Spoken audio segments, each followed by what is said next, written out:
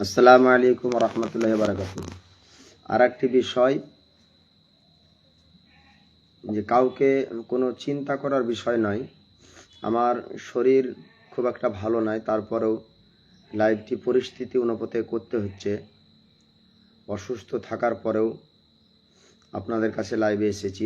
এর আগে আপনারা দেখতেন আমি ফেসবুক আইডি থেকে আমি প্রতিদিনের পরে নাত, গজল, মানকাবাত, হামদ, ইসলামিক আলোচনা এই লাইভের মাধ্যমে করতাম। অনেক দিন পরে একটি বার্তা দেওয়ার জন্য, একটি মেসেজ দেওয়ার জন্য এই লাইভে এসেছি। আমার সকল ফেসবুক ফ্রেন্ড, সকল ফেসবুক বন্ধুদেরকে বলবো যে আপনারা আপন সাধ্য মোতাবেক যতটুক হয় এই লাইভগুলো শেয়ার করে দিয়ে মানুষের কাছে আমার এই মেসেজটি পৌঁছিয়ে দিন যে আগামীকাল শুক্রবার 2টোর সময় যেটি সময় দেওয়া হয়েছিল, সেই সময়তে কোনো রোড র্যালি বের হবে না। আই লাভ মোহাম্মদ সাল্লাল্লাহু আলাইহি সাল্লামের পতাকা নিয়ে বেরোনোর কথা ছিল, ওটি আপাতত জন্য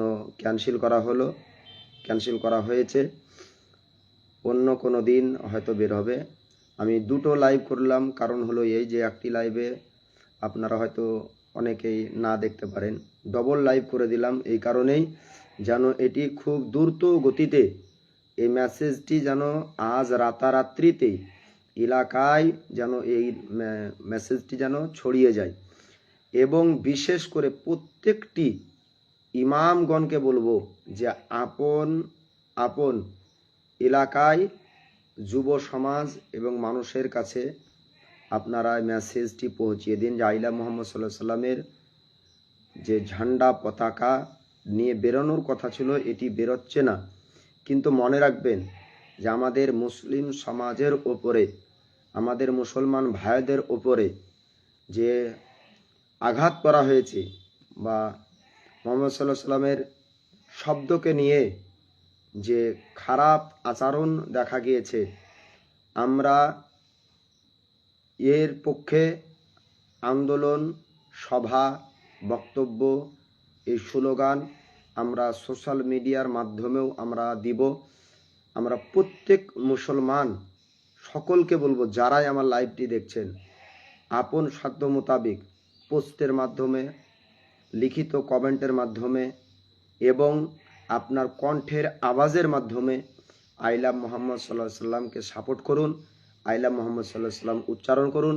আই লাভ মোহাম্মদ সাল্লাল্লাহু আলাইহি সাল্লাম আপনি লিখুন। কিন্তু একটু সমস্যা পরিস্থিতির কারণে আমাদের রোড র্যালি ক্যান্সেল হলো, কিন্তু পরবর্তীতে আমরা নির্দিষ্ট জায়গাতে সভা করব ইনশাআল্লাহ, এবং সে সভাতে আপনাদেরকেও ডাক দেওয়া হবে। এই মেসেজ, এই বার্তা বিশেষ করে ইসলামপুর এলাকাবাসীর জন্য এবং রানীতলা থানার এলাকাবাসীর জন্য। কেননা যেদিন লাইভটি করেছিলাম সেদিন আমার মুক্তারপুরে জলসা ছিল। মুক্তারপুরে জলসাতে সেই রানীতলা থানার হরিরামপুর এলাকার কিছু যুবক তারা এসেছিলেন এবং তাদেরকে নিয়ে এই লাইভটি করেছিলাম।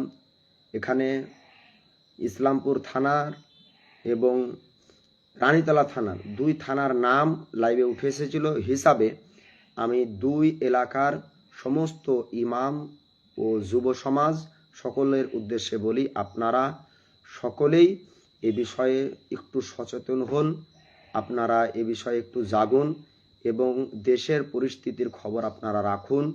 এখন যদিও বা বন্ধ হয়, পরবর্তীতে আমাদেরকে এই আওয়াজ উঠাতে হবে, আমাদের এই অন্যায়ের প্রতিবাদে দাঁড়াতে হবে, বের হতে হবে, মানে সাথ দিতে হবে, থাকতে হবে।